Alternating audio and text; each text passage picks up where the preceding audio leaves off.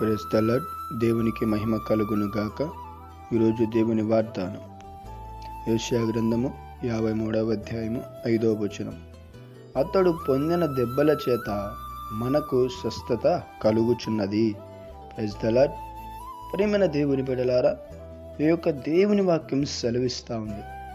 ఈరోజు స్వస్థత ఆయన పొందిన దెబ్బల చేత మనకు స్వస్థత కలుగుచున్నది. హల్లెలూయా. ఈరోజు భూమి మీద నిలిచి ఉన్నావు అంటే దానికి కారణం దేవుడు నీ కొరకై, మనందరి కొరకై ఆయన ఆ యొక్క సిలువలో మన కొరకు ఆయన ప్రాణం అర్పించాడు.